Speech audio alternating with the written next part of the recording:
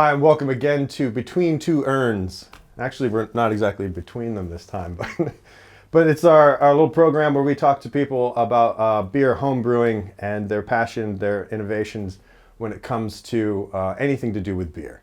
So today we're joined by Dr. Derek Lacey from Bluestone Yeast, which is an up-and-coming yeast manufacturer here in Australia. And Derek's going to tell us a little bit about what he's doing. And I got a ton of questions about yeast that maybe home brewers can find useful. So, welcome. Thank you. And yeah, just call me Derek. Yeah, Derek. Yeah, No, I don't use the title. Right. Yeah. Okay. Yeah. So what would you like to know? Give us a little bit about your Bit background, of a backstory, a bit of with history. how Bluestone got started. Yeah. So my background is medical research. So I did medical research in the area of inflammation for about 20 odd years. Went to the UK, did a postdoc, came back, worked at Melbourne Uni, Walter Eliza Hall Institute. And then I got a bit tired of writing a lot of grants and not getting funded and going from year to year, never knowing if I had a job. So I actually took a few years out and started looking after our kids. And so my wife was pretty happy. And then I got into, a neighbor got me into homebrewing and started homebrewing. We went to all grain straight away. He'd told me what he did and all the mistakes he made. So I just thought, I don't need to make those mistakes. I can just go straight into homebrewing, into all grain and liquid yeast. And then as you do, you dive in, you're listening to podcasts. And I was listening to a podcast on imperial yeast. Out of Portland, Oregon. Yeah, great. Going for a run, listening to a podcast, and thought, man, somebody should do that here. Right. Yeah. And I've been thinking about starting a business, different ideas, and I just thought, well, I've got the skill set. I've got the science background. I don't have any brewing background per se, and I thought, yeah, I should give that a crack. And I managed to convince my wife that it was good idea to go to the National Homebrewing Conference that was in Portland that year, to go on a research trip to the home of craft beer in America. And so did a tour of imperial yeast. And Owen, I chatted to Owen as well. He's a really good guy. Sat down, had beer at his tap house, and that's kind of how I got started. And when I did a tour of their facility, I mean, it's going to sound a bit arrogant, but I just thought, yeah, I can do this. So what about seeing the facility made you feel comfortable with it? Had you worked with this kind of equipment before, and you kind of understood? Yeah, that's a good question. It was more like, so I'd come from high-end academia into a manufacturing area, and so you're used to, I guess, the high end of science. Like you're using new techniques, new technology all the time. Okay. To coming to an established lower end is the wrong way to say it, but a step down. So it's just felt like, yeah, I could accomplish that. Okay. I've got the skill set. I love problem solving. Let's give it a crack. Yeah. So that's kind of how it all happened. It seems ridiculous that we haven't had this. Yeah. That most of the beer that I'm fermenting here in Australia is Belgian yeast, from other yeast companies, or it comes from the States. And it just seemed kind of like, well, why? Yeah. So this is really a great step forward for and Australian actually, brewing. I should take a step back. Before we jumped into that facility, we did a couple of chats with brewers. Like, talked to a lot of brewers who, would you be interested in a local supplier? And they're all super enthusiastic. Yeah. But we hadn't convinced them to part with any money. We needed a product to show that they would. Could we translate that enthusiasm to, them handing over their hard-earned for our product? And does that take free samples? No, they're pretty good. Like they'll give us a try because we're price competitive. They'll give us a try. And then they're all super happy with the yeast because it's not flying halfway around the world, being stuck in custom. That's a nice point. 50% of it is dying on the belly of a plane because it's getting warm or stuck in customs, or Aquis has impounded it for who knows why? You know, they just do randomly, and so we just have to worry about leaves our facility. It can get to them next day for local for interstate, same day for local brewers.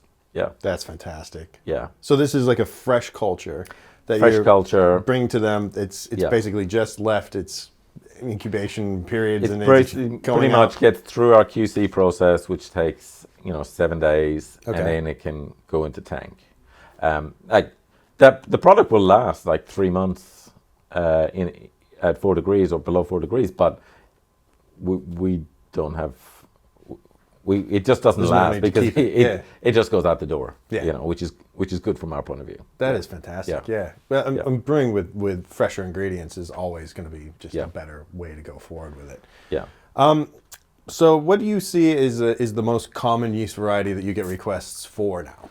So our most common strain by far, like I'd say 50% of our production is for hazy IPAs.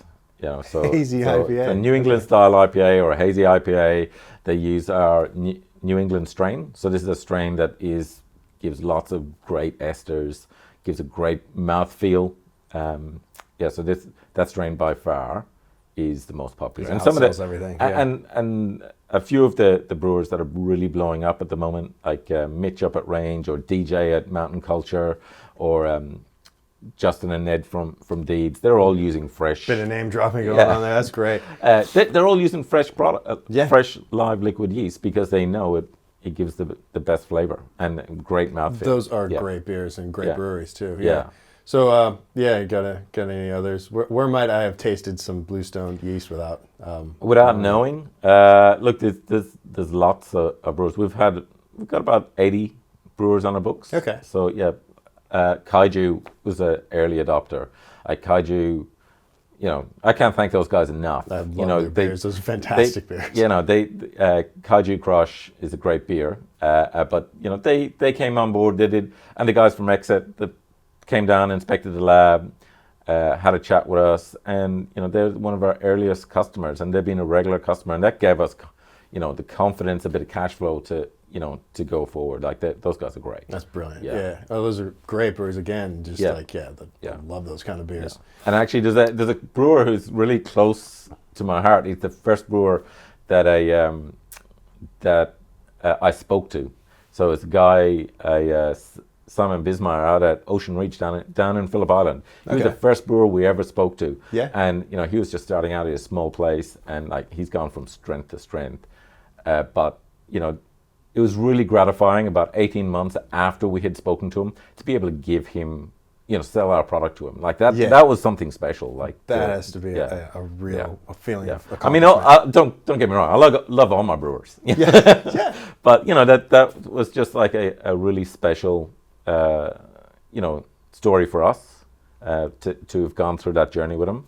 Yeah. So as people build and they're building their product lines, and they're utilizing your yeast and having great experiences with it. And is one of the strengths of a yeast strain, would it be just that it's predictable when you apply it across like a product range, or can it vary from like culture to culture with its effectiveness? No, so the yeast strain, because we biobank it, it's kept at minus 80 degrees, very similar to the vaccine for COVID. Okay. It's kept at minus 80 degrees, and then we take out fresh cultures every few weeks to grow up. So that way we know the strain is going to perform the same way, batch to batch, beer to beer, right? It's going to perform the same way.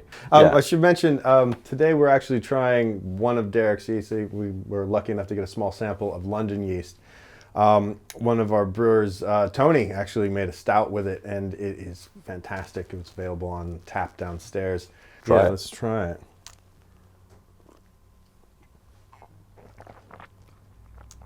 That's a really nice beer. It's got a lovely, isn't that like chocolate, just pillowy, coffee, like very soft but full mouthfeel, but still like crushable beer, like very sessionable. That could cause a lot of hangovers. That's really a tasty beer. Yeah. Beautiful. Yeah. So why has yeast and yeast banking? Why has yeast development in Australia been absent? Like, That's a really good question. there's a lot of breweries here.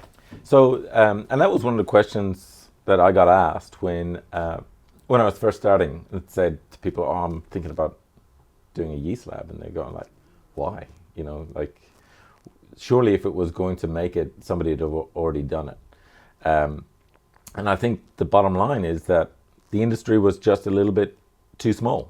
Okay. You know, even 5 years ago, you know, there's been an explosion of breweries. Yes, definitely. And interest in craft beer, and it just wasn't big enough. And you know, you know, as we get further and further into the business, it's probably only just big enough to have a local yeast supplier. Okay. Yeah, so that's I think that's basically the main reason that it just wasn't big enough. So hopefully it just the craft beer industry goes strength to strength, and we can, you know, keep brewing, keep brewing, keep drinking. So we're looking at things from kind of also a home brewing perspective. Yep. Obviously, there's pro brewers that are watching once in a while. There, maybe. Yeah. But there's also a lot of our brewers are interested in using, you know, smaller home brew equipment, but still getting that consistency out of their yeast every time. So if there was one or two super important facts about yeast that you would want more brewers and homebrewers to know or be aware of, what would that be? Like, how can they be doing a better job with their yeast? You mean other than buying fresh yeast? Well, right? Yeah. I couldn't help that. That was just too good a just point set to say. you right up. The main things I think, you know, I'm sure all the guys watching and girls watching would know, oxygen is the number one thing for yeast. You gotta oxygenate your wort. Make sure you got a really good level of oxygen in there, because what happens is the yeast use that oxygen to help build cell wall and help make more yeast. So you pitch in your yeast, it's going to multiply and grow, and you need that oxygen for it to be able to multiply, and then it converts the rest of the sugar into alcohol and CO2. But if you don't have enough oxygen, you're not going to have enough yeast growth, and then you're not going to have the yeast finishing off your beer because it's, you know, conked out basically. So that's I'd guess the number one thing, get that oxygen in there. And I'd say 99% of people know that now. But then the other thing would be probably temperature control. Temperature control on that ferment side, so that, you know, yeast can be very sensitive to temperature. Like, obviously we know if temperature gets too high, it's going to make a lot of off flavors. It's going to make those banana esters that maybe you don't want, or might have some clove flavors if you're using those Belgians. But when the temperature drops a couple of degrees, like it would overnight, you know, your yeast is going to start shutting down, okay, because it's getting the signal to shut down. So if you can keep your temperature constant, I don't know, do you have any products for doing something like that? Well, we might have a temperature controller, or that's really going to take the home brewing to the next level.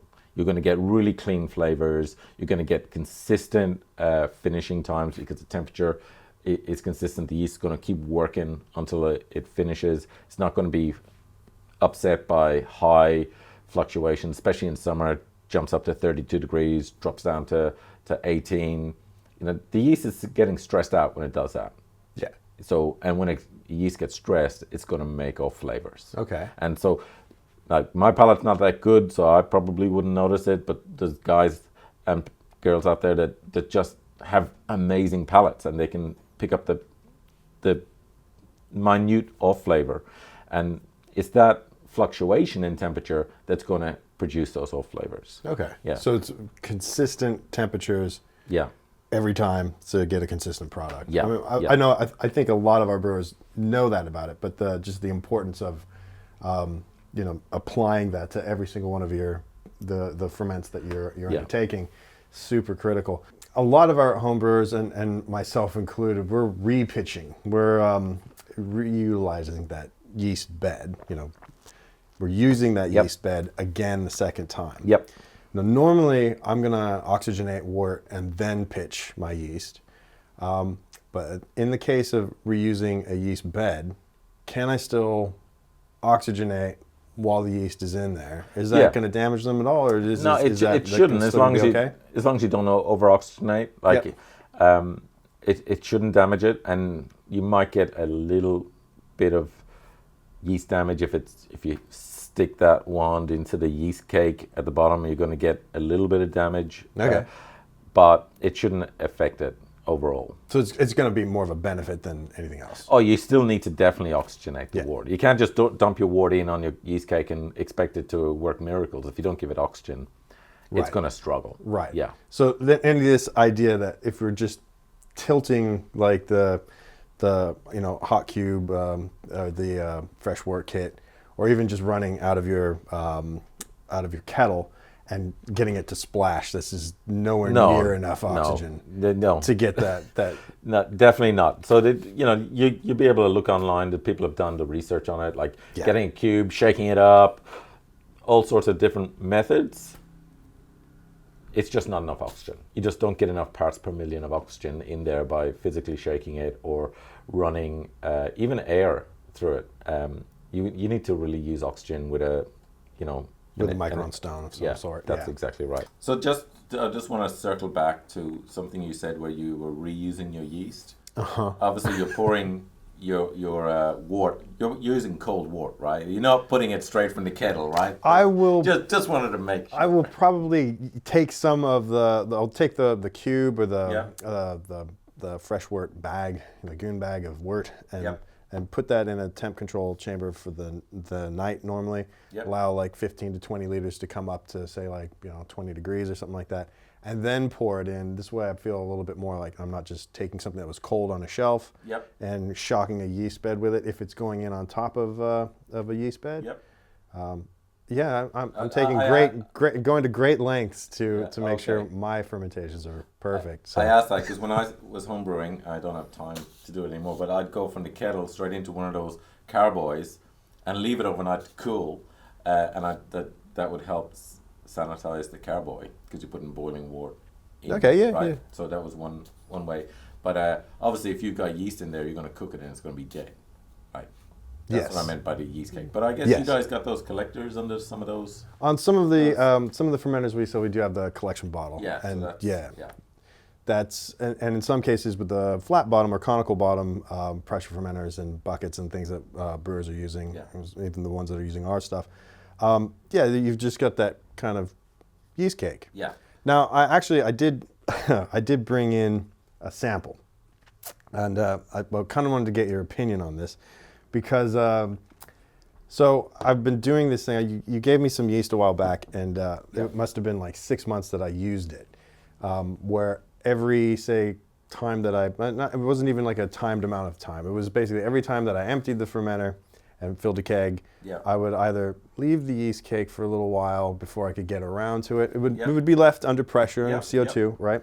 But I would then top up with fresh wort, sometimes oxygenate, and just let it go again. And I found that the yeast was performing really well. The temperature controlled fermentation.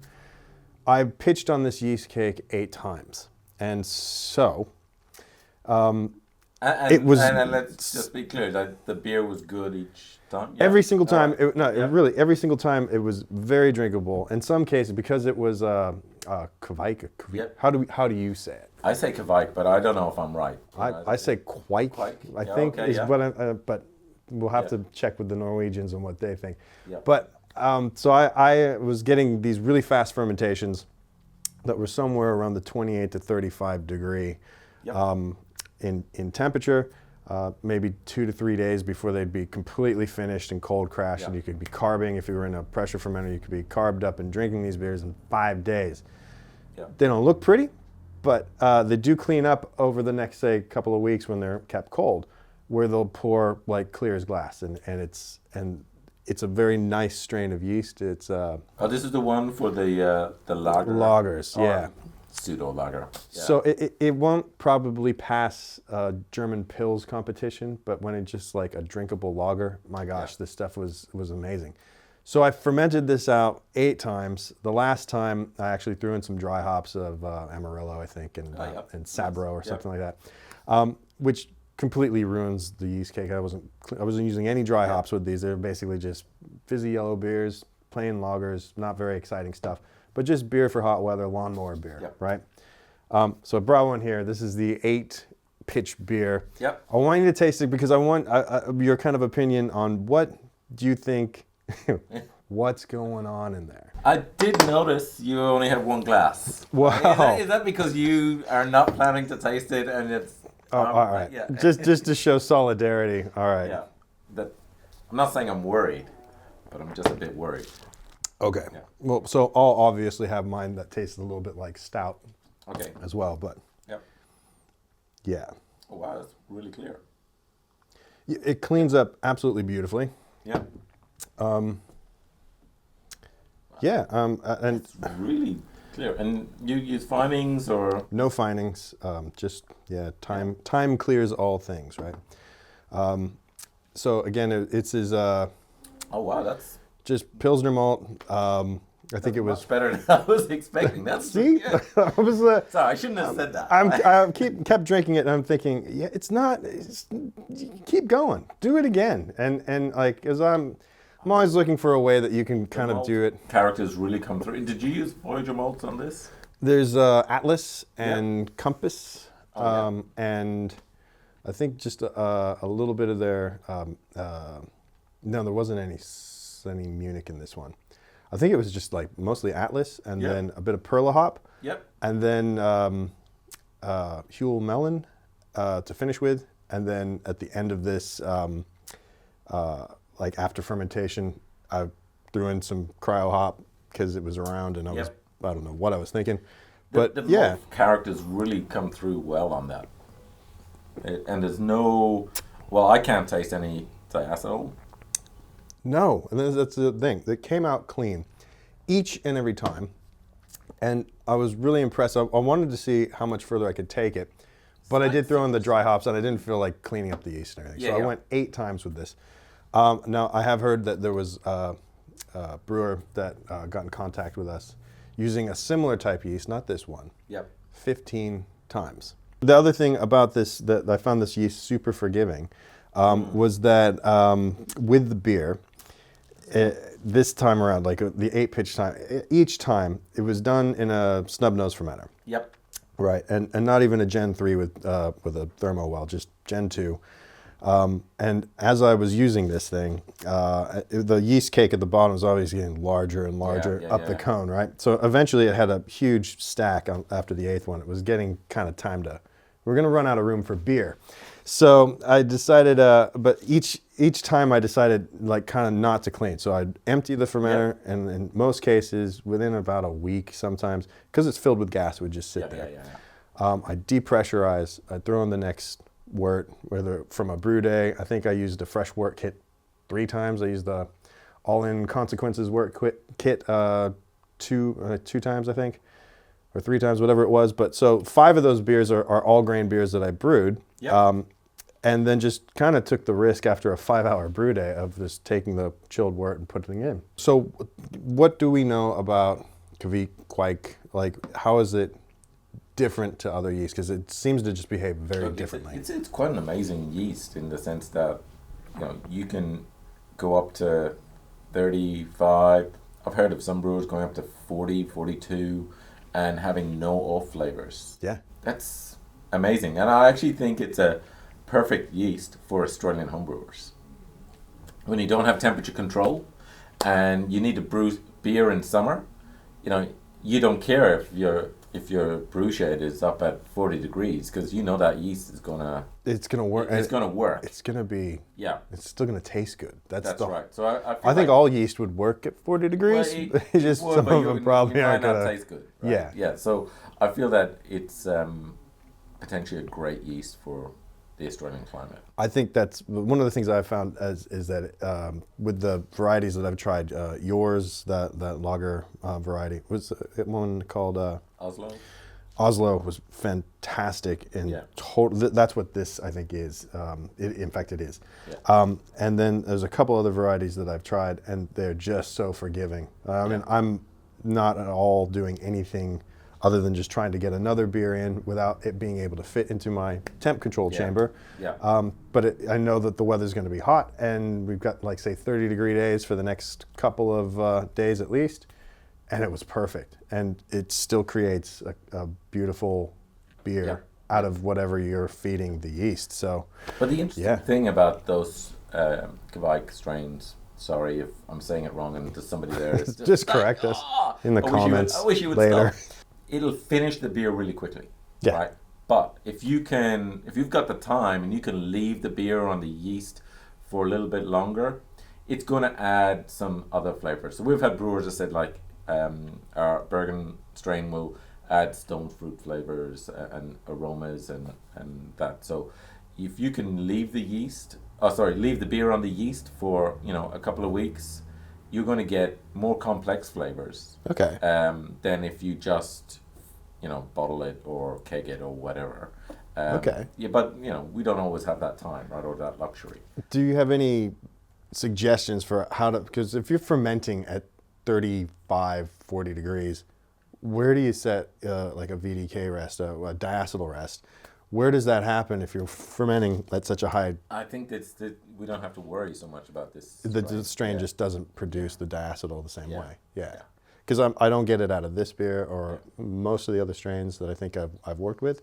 And like I said, they're really forgiving.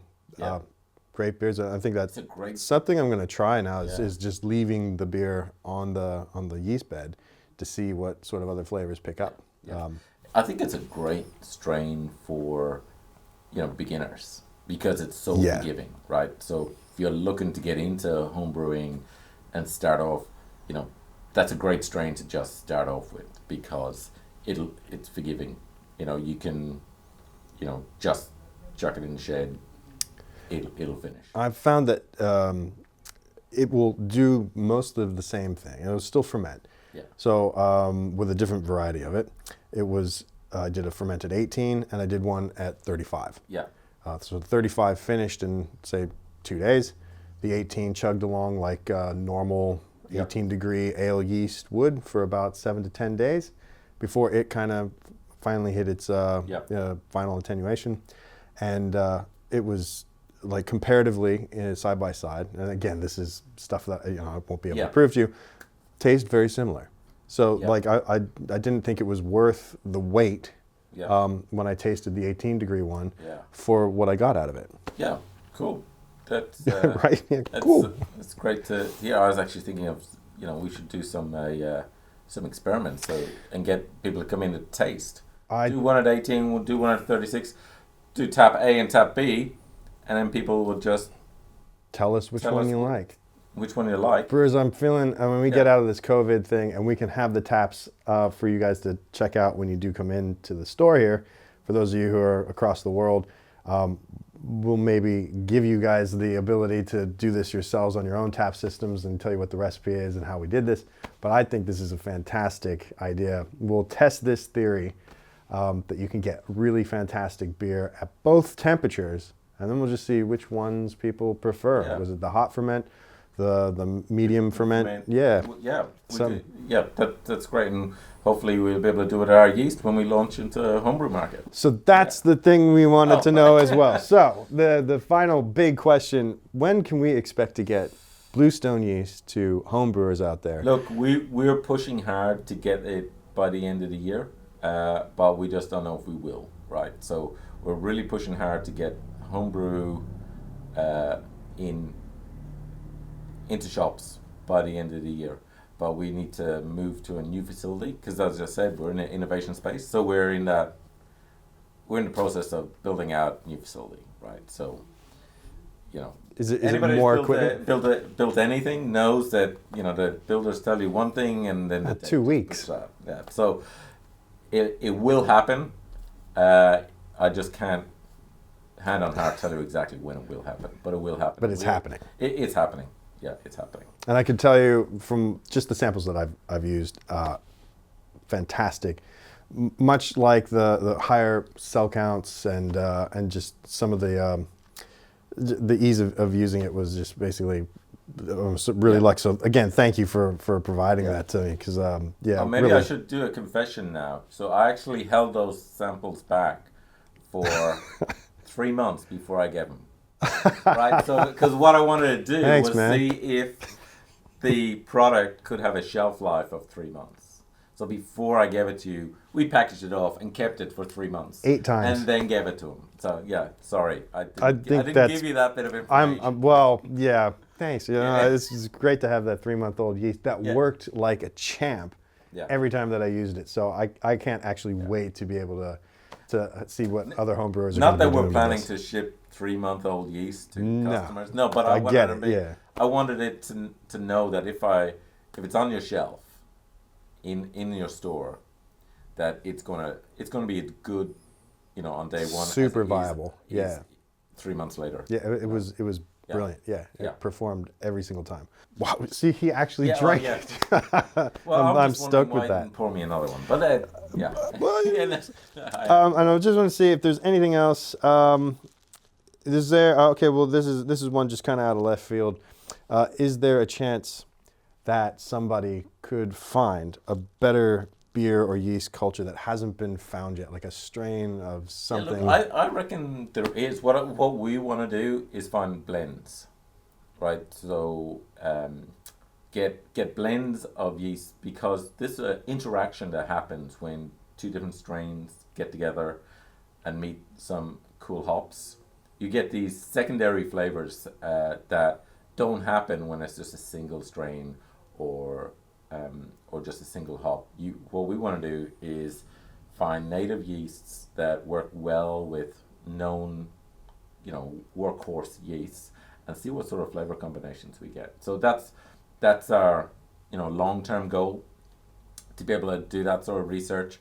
And this comes back to my background, which is research. I love the science. I love research, and so I've got like I like a science 100 as well. different projects I want to do, but we just need to first deliver yeast, get cash flow, and then we can do the really cool stuff that we really want to do, which is develop new yeast strains, take away any off flavors, and then do those yeast combination blends where we get some really cool stuff, some native yeast that you just don't get. And there's a lot of really cool homebrewers out there who we've been in contact with that want to do that yeast harvesting with us. Yeah, so that's We can get the testing done faster if we're not waiting for yeah, 1 or 2 breweries to do it. yeah.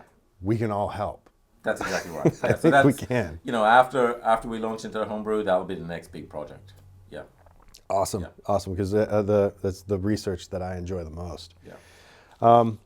Look, Derek, thanks for coming out. We're really Yeah. stoked to be able to have a chat about yeast, and hope you guys got a little bit of something out of this too. I know I did, because I know I'm not doing everything right.